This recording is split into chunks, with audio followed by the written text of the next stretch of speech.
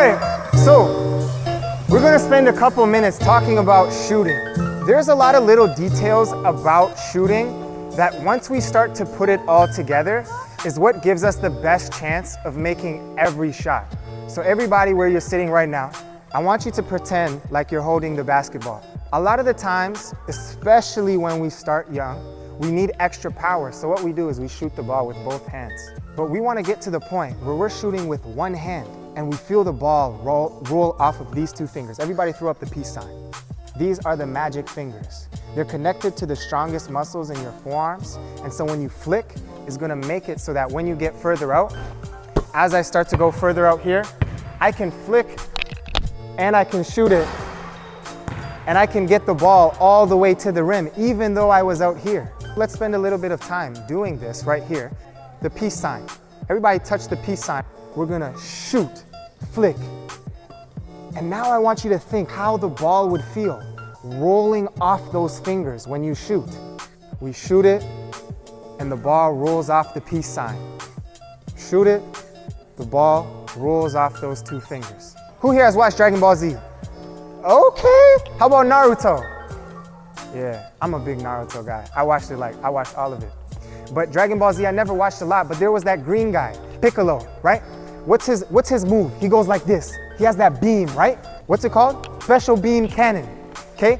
He uses these two fingers right here, just like how we do when we shoot the basketball. Like he said, you don't understand how important this is, that if you're leaning on me, I can still shoot this because I know, I'm a little to the side, but I know when I let it go, to flick my fingers just a little bit more back. You know, a lot of people don't know that. So what he's saying is, when he's drifting this way and coming here, I might be here, but when I do this with my index finger, I'm gonna fly this way, but the ball's gonna go directly in. You come here, you're leaning, he knows, pop, just get a little bit more. This finger right here has the power of a machine gun, man.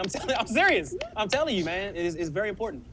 Now, number two is making sure that when we do shoot this, and the ball does roll off of our fingers, did you see how I held my hand up here and my fingers pointed at the rim? Focus on when I shoot this, notice how my fingers and my hand is pointing at the rim. I'm gonna shoot a couple right here, just so you can see. Every time the ball leaves my fingers, I'm still pointing at the rim. Last one. But do you notice how every time I shoot it, it's pointing at the rim? So now we're gonna do this again. Let's take a couple seconds here. We're gonna pretend like we're holding the ball again.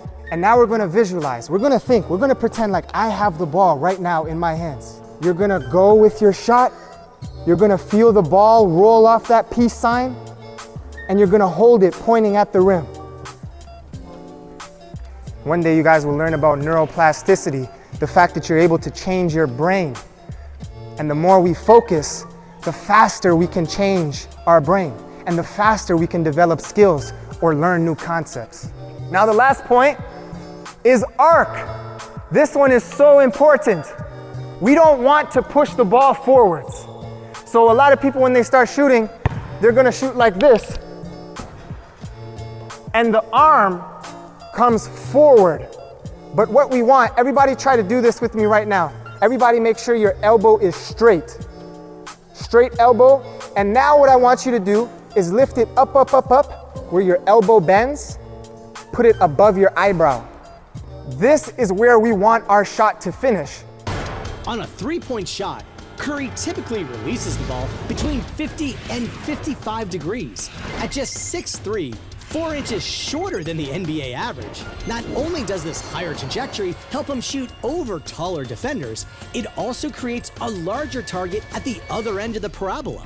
Compared to a flatter 45-degree release, Curry's ball approaches the rim at a steeper angle, which essentially increases the area the ball could pass through the hoop by 19%. Everybody do this with me. We're gonna push forward. Don't do that.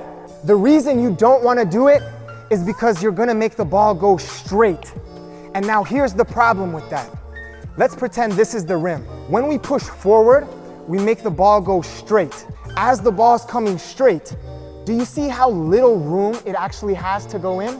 But if we do this second one, everyone do this with me. Push up in the air. elbow at the eyebrow. This is exactly what you guys want to do. And now the reason is when we shoot it, the ball goes up in the air and now drops down into the basket. So those are the three. Let's have a quick trivia game and let's see who can tell me the first point. Absolutely. Anybody else want to add a point? Okay, let me get a couple more shots here, just so you can see it all in action again.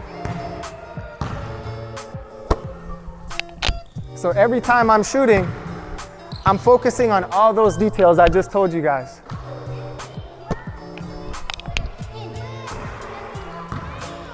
And we just gotta keep practicing that stuff over and over and over again, where we don't even have to think about it.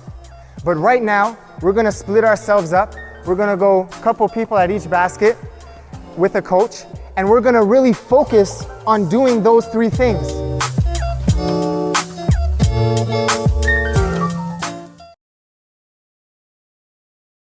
Hey, what's going on, everybody? It's Coach Ben, and here we have a video of Rowan, and we're going to break down his shot, and hopefully you guys can learn through this video of improvements you could make in your own shot. Here's an example of how his shot looked at the beginning. The first thing that you'll notice is his left hand is off of the ball, which in a way is a good thing because now you don't have the left hand shooting the ball. For a lot of young kids, when they start playing the game, this was definitely the case for me, is younger kids require more power for the ball to actually get to the rim. And so they'll start to use their left hand for assistance. The problem with that, however, there's a lot of potential for our left hand negatively affecting the accuracy of our shot, because now that's just another component that could flick off the ball a little bit to the left or flick off the ball to a little bit to the right. And now all of a sudden it's changing where the ball is going. So if we can get to the point where it's just our right hand that's shooting the ball, now we're going to be able to develop deeper into the art of shooting by just keeping it on our right hand and only having these fingers be responsible for where the ball goes. However, if you notice, the circle that I put on Rowan's left hand is a red circle, indicating that that's not quite what we want, despite the good things I said about the left hand not being involved. The problem is that the left hand came off the ball too early. But this is something that we may want to look to adjust, because you then have more ability to control the ball as it's coming up. You ensure that the ball stays in your pocket and stays on those fingers where you want it to, so that you can have a nice release right at the very top of your shooting position. Now, the green circle is indicating that it's coming off these two fingers. We want to strive for the ball to come off these two fingers because it's connected to the strongest muscles in our forearm. And so when we get used to this motion, shooting it off the peace sign, then it gives us more ability to produce more force, so that when we get to the 3-point line, we get further from the basket, we're going to have a lot more ability to hit our target from deep. You can see that Rowan's fingers have flicked, but his wrist didn't really flick. It's still kind of pointing straight like that, whereas we would want it to flick and maximize all of the force we could get out of our wrist. And also, if you notice, the angle of his arm is coming more in front rather than being up here by his head, so that we can get that optimal arc. And lastly, we see here the follow through. So there's two pieces within this arm that we can break down and dissect. The first one is that the elbow is still bent, but we want to lock it out so we can maximize the power that our shot produces. Additionally, the fingers are pointing this way when they should be pointing to the basket. So here we're working on some stuff. Right here, he gets the angle of the arm right. It's nice and high above his head. The elbow is at or above the eyebrow. So that's going to produce a nice amount of arc. However, notice here, his wrist is still straight. We want it to flick forwards so we can produce the force necessary to get that ball to the basket.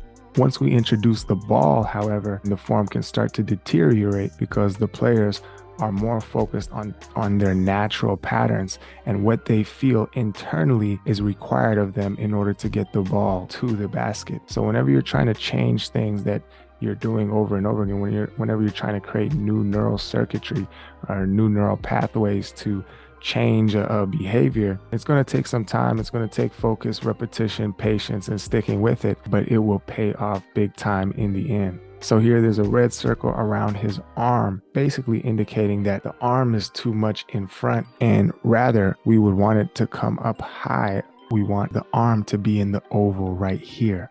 Funny enough, the end of his shot, he gets that arm up above his head. He gets that elbow to the eyebrow, but it's too late. It's not really affecting the shot right here. Still working on the same stuff, trying to get those details ingrained.